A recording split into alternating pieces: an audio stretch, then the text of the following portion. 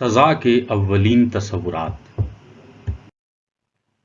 سزا کا سب سے پہلا تصور بائبل میں یوں ابھرتا ہے، اور خداوند خدا نے آدم کو حکم دیا اور کہا کہ تو باغ کے ہر درخت کا پھل بے روک ٹوک کھا سکتا ہے، لیکن نیک و بد کی پہچان کے درخت کا کبھی نہ کھانا، کیونکہ جس روز تو نے اس میں سے کھایا تو مرا۔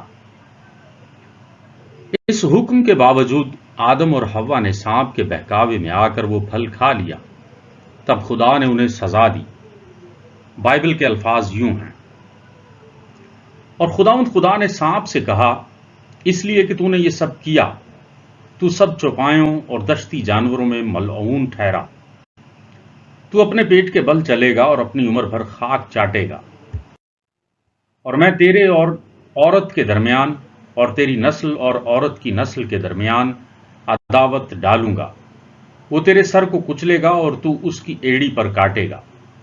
پھر اس نے عورت سے کہا کہ میں تیرے درد حمل کو بہت بڑھاؤں گا، تو درد کے ساتھ بچے جنے گی اور تیری رغبت اپنے شوہر کی طرف ہوگی اور وہ تجھ پر حکومت کرے گا۔ اور آدم سے اس نے کہا، چونکہ تو نے اپنی بیوی کی بات مانی اور اس درخت کا پھل کھایا جس کی بابت میں نے تجھے حکم دیا تھا کہ اسے نہ کھانا، اس لیے زمین تیرے سبب سے لعنتی ہوئی۔ مشقت کے ساتھ تو اپنی عمر بھر اس کی پیداوار کھائے گا، اور وہ تیرے لیے کانٹے اور اونٹ کٹارے اگائے گی، اور تو کھیت کی سبزی کھائے گا۔ تو اپنے منہ کے پسینے کی روٹی کھائے گا، جب تک کہ زمین میں تو پھر لوٹ نہ جائے، اس لیے کہ تو اس سے نکالا گیا ہے، کیونکہ تو خاک ہے اور خاک میں پھر لوٹ جائے گا۔ جب پہلا قتل ہوا، یعنی قابیل نے حابیل کو قتل کیا، تو خدا نے قابیل کو جلا وطن کر دیا۔ اس سے ظاہر ہوتا ہے کہ قتل کے بدلے قتل کا قانون بعد میں بنایا گیا تھا۔ جو انسانی آبادی میں اضافہ ہوتا گیا، سزا کو انسانی سطح پر دینے کا رواج ہوا، اور قانون کو انسانی معاشروں نے ترتیب و تشکیل دینا شروع کر دیا۔ یہ قوانین عموماً مذہبی رہنماؤں کے تیار کردہ تھے۔ موسوی شریعت حضرت عیسیٰ سے تقریباً 1000 سال پہلے مدون ہوئی۔ عام طور پر سزا کی اولین صورت سنگسار کیا جانا تھی، اور نافرمانی اور بدکاری اولین گناہ تھے جن پر سنگساری کی سزا کا اطلاق کیا گیا۔ سنگساری کی یہ تقریب ایک جشن کی حیثیت رکھتی تھی۔ مجرم کو شہر کی فصیلوں سے باہر ایک ویران جگہ پر لے جایا جاتا۔ یہ جگہ سزا کے لیے مخصوص تھی۔ اس جگہ پتھروں کے بے شمار ٹکڑے جمع ہوتے۔ مجرم ایک سفید چوغے میں ملبوس ہوتا جس کے ساتھ رنگ دار جھالر لگی ہوتی تھی۔ اگر مجرم عورت ہوتی تو اس کے باپ کو پہلا پتھر مارنے کا حکم دیا جاتا تھا۔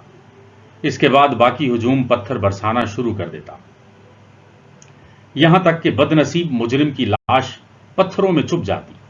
یہ سزا صرف انسانوں ہی کے لیے نہ تھی، بلکہ اس بیل کے لیے بھی تھی جس نے کسی انسان کو سینگوں کے ساتھ جان سے مار دیا ہوتا۔ طوائفوں کو زندہ جلا دینے کا حکم تھا۔ کوڑے مارنا بھی سزا کا جزو تھا، لیکن اس کی حد 40 تک مقرر تھی۔ عام کوڑوں کے علاوہ مخصوص قسم کے کوڑے بھی ہوتے تھے جن کے ساتھ دھات کے تیز دھار ٹکڑے پیوست کیے جاتے تھے، اور بعض میں اسٹیل کے ہک لگے ہوتے تھے۔ اولین لوگ جنہوں نے صرف ایذا رسانی کو ہی نہیں بلکہ عوامی تباہی کو بھی بطور ایک واضح فوجی حکمت عملی کے تحت استعمال کیا، وہ اشوری تھے۔ اگرچہ دوسری اقوام بھی اپنے مفتوحین کا قتل عام کرتے تھے، لیکن یہ قتل عام دوران مقابلہ ہوتا یا قبائلی دیوتاؤں کے لیے قربانی کے طور پر کیا جاتا۔ لیکن اشوری قوم نے اس قتل عام کو باضابطہ طور پر اختیار کر رکھا تھا۔ وہ ایذا رسانی اور قتل عام کے ذریعے دیگر اقوام کو خوفزدہ رکھتے تھے، اور اپنے اس طریقے پر بہت فخر بھی کرتے تھے۔ یہ بات یقین سے نہیں کہی جا سکتی کہ پہلی بار یہ طریقہ کیسے اور کس نے ایجاد کیا۔ البتہ اتنا ضرور معلوم ہوتا ہے کہ عبرانی لوگ اپنے دشمنوں اور جنگی قیدیوں کو طرح طرح کی اذیتیں دیتے تھے۔ جرائم پیشہ افراد پر سنگ زنی کرتے تھے، ان کو آروں میں رکھ کر چیرتے اور 2 ٹکڑے کر دیتے، اور عموماً جلا بھی دیتے تھے۔ اشوریوں اور مصریوں کے ہاں ایذا رسانی کو قانونی حیثیت حاصل تھی، جیسا کہ ایرانیوں، یونانیوں، کارتھیج والوں اور رومیوں کے ہاں بھی یہ سلسلہ قانونی حیثیت رکھتا تھا۔ یونانی لوگ اظہار ثانی کو سچ اگلوانے کا ایک ذریعہ سمجھتے تھے۔ ارسطو کا بھی یہی خیال تھا کہ اس سے پورے وثوق کے ساتھ اصل حقیقت اگلوائی جا سکتی ہے۔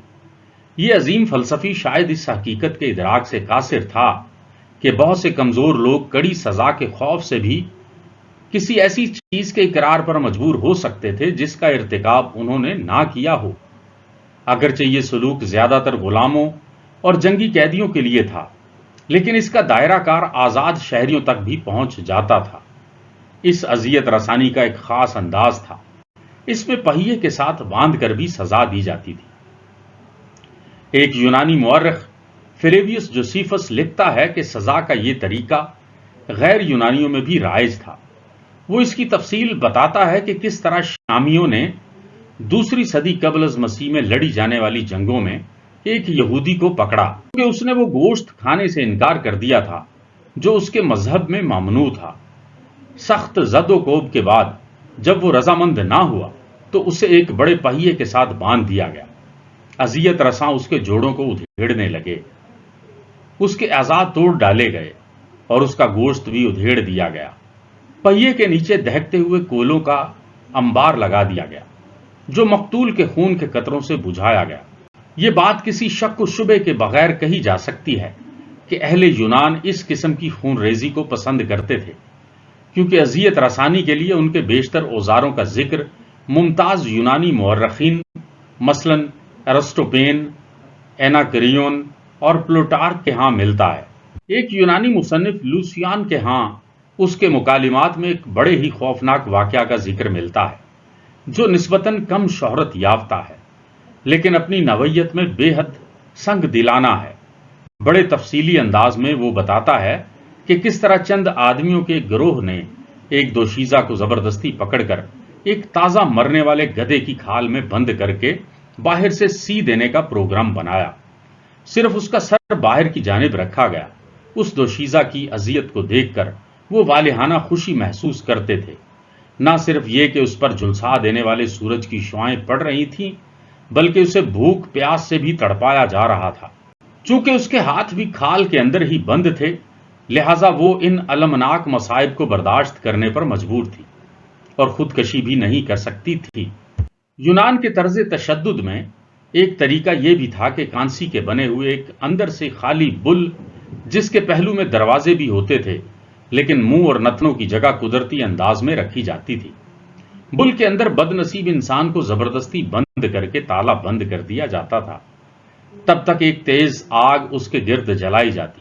جب وہ دھات گرم ہو جاتی تھی تب وہ بد نصیب بل کی طرح غرانے لگتا تھا یہاں تک کہ اذیت ناک انداز میں مر جاتا۔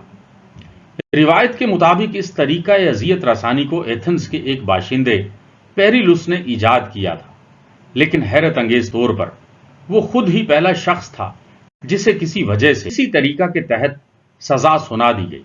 اسے پتھر مارے گئے، اس کی زبان بھی کاٹ دی گئی اور آخر اسے اسی بل میں باندھ کر مار دیا گیا۔ شاید قدیم طریقہ اظہار ثانی میں سر فہرست وہ طریقہ ہے جسے مشہور مورخ پلوٹارک نے کشتیوں کی سزا کے نام سے پکارا ہے۔ اس کی اصل تفصیل 20ویں صدی عیسوی کے بازنطینی مورخ زونارس کے ہاں ملتی ہے۔ وہ لکھتا ہے، وحشیانہ سزاؤں کے سلسلے میں ایران والے باقی تمام اقوام کو پیچھے چھوڑ چکے تھے۔ وہ اذیت کے ایسے طریقوں کو پسند کرتے تھے جو خاص طور پر خوفناک ہوں اور زیادہ دیر تک اثر پذیر ہونے والے ہوں۔ وہ دو کشتیوں کے اوپر تلے ایسے رکھتے تھے کہ دونوں کی بیرونی سطح باہر رہے اور ان کے اگلے پچھلے حصوں میں اس طرح سوراخ کر دیتے تھے کہ سزا پانے والے کے ہاتھ پاؤں اور سر باہر رہتے۔ اس کے بعد اس بد نصیب کو بند کر کے دونوں کشتیوں کو کیلوں وغیرہ سے مضبوطی کے ساتھ جوڑ دیا جاتا۔ اس کے بعد اس کے منہ میں شہد اور دودھ کو ملا کر ڈالتے تھے یہاں تک کہ وہ ناک تک بھر جاتا تھا اور اس کے ہاتھ پاؤں اور منہ اس مشروب سے لتھڑ جاتے تھے۔ اس کے بعد اس کو دھوپ میں رکھ دیتے تھے۔ اس عمل کو ہر روز دہرایا جاتا تھا جس کا نتیجہ یہ ہوتا کہ مکھیاں، مچھر، کیڑے مکوڑے اور دیگر حشرات الارض مٹھاس کی وجہ سے اس کے ہاتھ پاؤں اور منہ پر مستقل بسیرا کر لیتے۔ اس طرح کشتی کے اندر لیٹے لیٹے اس بد نصیب کا جسم کیڑوں مکوڑوں کے ہاتھوں لمبی قسطوں میں اذیت ناک انداز میں موت کے گھاٹ اترتا جاتا۔ اپنے یونانی پیشروؤں کی طرح رومن قانون سازوں نے بھی اذیت کے لیے بہت سے قانونی جواز مہیا کیے تھے۔ یہ قوانین غلاموں، جنگی قیدیوں، مجرموں اور باغی سپاہیوں کے لیے مخصوص تھے۔ پہلی 3 کلاسوں کے لیے کوئی حقوق نہ تھے اور چوتھی کلاس والوں کی زندگی اپنے کمانڈروں کے رحم و کرم پر تھی۔ رومن آرمی کے درمیان یہ ضرب المثل مشہور تھی کہ ایک سپاہی کو دشمن سے بھی زیادہ اپنے افسروں سے ڈرنا چاہیے۔ یونان کی طرح رومیوں میں بھی ایذار ثانی بنیادی طور پر زبردستی شہادت حاصل کرنے کے لیے استعمال کی جاتی تھی۔ روم میں استعمال ہونے والے ایذار ثانی کے طریقے بھی یونانی انداز ہی کے تھے، کیونکہ رومیوں نے تمام بنیادی اصول اور طریقے تقریباً یونانیوں ہی سے اپنائے تھے۔ البتہ بعد ازاں انہوں نے ان میں خود اضافے کیے اور جدت پیدا کر دی اور ان کے دائرہ کار میں وسعت پیدا کی۔ رومیوں کی ذہانت انجینئرنگ کے معاملے میں مسلم تھی۔ ان کی یہ تباہی اگر ایک طرف پلوں، نہروں اور ایمفی تھیٹروں کی تعمیر میں صرف ہوئی تو دوسری طرف یہ مہارت اذیت رسانی کے آلات بنانے میں اسی شوق و ورفتگی اور جوش و جذبہ کے ساتھ استعمال ہوئی۔ انہوں نے اذیت رسانی کے ضمن میں جو انقلاب آفرین ایجادیں کیں ان میں پلی اور شکنجہ قابل ذکر ہیں۔ وہ آدمی کے بازوؤں اور ٹانگوں کے ساتھ 2 رسے باندھ کر مخالف سمتوں میں اس طرح کھینچتے تھے کہ زندہ انسان 2 ٹکڑوں میں تقسیم ہو جاتا۔ پھر پہیے کے گھماؤ کے ساتھ نوکیلے کیل لگا دیے جاتے اور اس کے ساتھ اس شخص کو باندھ کر گھمایا جاتا جس سے اس کے جسم میں کیلوں سے چھید ہو جاتے۔ اینٹونیو نے اپنی مشہور کتاب torture and torments of Christian martyrs میں ایس ٹی پینٹیلیمون کا پہیے کے ذریعے مرنے کا قصہ لکھا ہے۔ اسے پہلے قید میں رکھا گیا اور اس دوران ایک خاص قسم کا پہیہ تیار کیا گیا۔ اس کا ایک ہاتھ اور بازو باہر کے حصے کے ساتھ باندھ دیے گئے۔ پھر اسے ایک پہاڑی علاقے میں لے جایا گیا اور نشیبی علاقے کی طرف لڑکا دیا گیا تاکہ وہ خوفناک اور اذیت ناک موت مر سکے۔ جب کیسر اگستس مر گیا تو اس کی جگہ تیبریوس تخت نشین ہوا۔ وہ اپنے دشمنوں کی ایذار ثانی سے اس قدر خوش ہوتا تھا کہ وہ ان سرگرمیوں کو خود اپنی آنکھوں سے دیکھتا۔ کیپری کا جزیرہ اس کی من پسند جگہ تھی جہاں وہ ایذا دیا کرتا تھا۔ وہاں کی آب و ہوا فرحت بخش اور مناظر فطرت خوبصورت تھے۔ اس کے علاوہ اونچی چٹانیں مردہ جسموں کے تعفن سے محفوظ رہنے کا وسیلہ تھی۔ انہیں جزیرے سے براہ راست سمندر میں پھینک دیا جاتا تھا۔ اس سے تکفین و تدفین کا مسئلہ بھی نہ ہوتا تھا اور ان بد نصیبوں کی موت کی خبر بھی اسی جزیرے کی حدود میں دفن ہو جاتی۔ یہ وہی بادشاہ تھا جس کے زمانے میں انتظامی امور کے سلسلے میں ایذار ثانی اس قدر عام تھی جس قدر کسی گندگی کے ڈھیر پر مکھیوں کا ذخیرہ ہوتا ہے۔ چھوٹی چھوٹی باتوں پر توہین کے مقدمات بنا دیے جاتے تھے۔ مثال کے طور پر ایک بار ایک شہری نے اگستس کے مجسمے سے اس کا سر یہ سوچ کر اتارا کہ بوسیدہ ہو جانے کی وجہ سے اسے اچھے اور نئے سر کے ساتھ تبدیل کر دے، لیکن بدقسمتی سے وہ یہ کام کرتا ہوا پکڑا گیا اور اس کو بادشاہ کی شان میں گستاخی کے الزام میں قید کر دیا گیا۔ پھر اسے اذیت پہنچا کر موت کے گھاٹ اتار دیا گیا۔ رومی حکمرانوں میں یہ جذبہ یہاں تک پرورش پا گیا کہ ایک آدمی بادشاہ کی تصویر والا سکہ غسل خانے یا قہوہ خانے میں لے جانے کے جرم میں سزا کا مستحق قرار دے دیا جاتا۔ اگلا رومی حکمران کیلیگولا تھا۔ اس کے ظلم و ستم کی داستان بیان کرنے کے لیے ایک الگ کتاب کی ضرورت ہے۔ وہ تاریخ کے سفاک ترین انسانوں میں سے ایک تھا۔ انسانوں کو اذیت دینا اس کا محبوب ترین مشغلہ تھا، یہاں تک کہ شام کے کھانے کے وقت بھی وہ غلاموں اور قیدیوں کو اذیت دیتا رہتا۔ اس بدکماش نے اپنی 3 سگی بہنوں جولیا، ڈروسیا اور اگرپنا کے ساتھ ناجائز تعلقات استوار کر رکھے تھے۔ یہی اگرپنا جو مجسمہ حسن و شباب تھی، آگے چل کر کیسر نیرو کی ماں بنی۔ ڈروسیا خاص طور پر کیلیگولا کی منظور نظر تھی، لیکن قانون اور عوام کی آنکھوں میں دھول جھونکنے کے لیے اس نے رسمی طور پر ڈروسیا کی شادی اپنے ایک دوست سے کر رکھی تھی۔ اس دوست نے کبھی ڈروسیا سے ازدواجی حقوق کی ادائیگی کا مطالبہ نہ کیا تھا۔ یہی وجہ تھی کہ کیلیگولا نے اسے اپنا جانشین منتخب کر رکھا تھا۔ کیلیگولا 29 سال کی عمر میں اپنی ہی فوج کے 2 اہم عہدیداروں کے ہاتھوں اپنے ہی محل میں قتل ہوا۔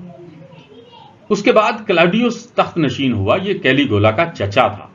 اس نے قسم کھائی کہ کسی رومن شہری کو اذیت اور ذلت سے دوچار نہیں ہونے دے گا، لیکن اس سلسلے میں وہ ناکام ہوا، جس کی بڑی وجہ اس کی تیسری بیوی مسیولینا تھی، جو کہ جنسی جنون اور مغمومیت میں اپنی مثال آپ تھی۔ جب وہ قتل ہو گئی تو جوش وحشت میں اس نے اپنی بھتیجی اگرپنا سے شادی کر لی، جو کیلیگولا کی بہن تھی۔ اس طرح گویا اس نے اپنی موت کے پروانے پر خود ہی اپنے ہاتھوں سے دستخط کر دیے۔ اگرپنا کے ذہن میں صرف ایک ہی خیال سوار تھا کہ کسی طرح اپنے بیٹے نیرو کے لیے سلطنت روم کا تخت حاصل کر لے۔ اس خواہش کی تکمیل میں پورے 5 برس صرف ہوئے۔ اس نے بیمار کلاڈیوس کو زہر دے کر اپنے اس خواب کی تعبیر ممکن بنائی۔ جب نیرو تخت نشین ہوا تو وہ اپنے پیشروں کی طرح ظالم ترین حکمران ثابت ہوا۔ جب روم کو آگ لگی تو مسلسل 6 دنوں تک آگ نے اسے راکھ کا ڈھیر بنا دیا۔ اسی دوران اس افواہ نے جنم لیا کہ یہ آگ دیوتا کی بادشاہ سے ناراضگی کا شاخسانہ نہیں ہے، بلکہ بادشاہ نے اپنی مرضی سے لگوائی ہے۔ اب عوام کو خاموش کروانے کے لیے نیرو بادشاہ کو قربانی کے بکروں کی ضرورت تھی۔ بدقسمتی سے مسیحیوں کی شامت آ گئی اور نیرو نے یہ الزام ان کے سر منڈ دیا۔ چنانچہ مسیحیوں کے خلاف سرکاری سطح پر کارروائیاں شروع کر دی گئیں۔ نیرو نے اس کام کے لیے اپنا ایک خاص باغ مخصوص کر دیا اور وہاں انسانی اظہار ثانی کا تماشا شروع ہو گیا۔ لوگ جوک در جوک وہاں جمع ہونے لگے۔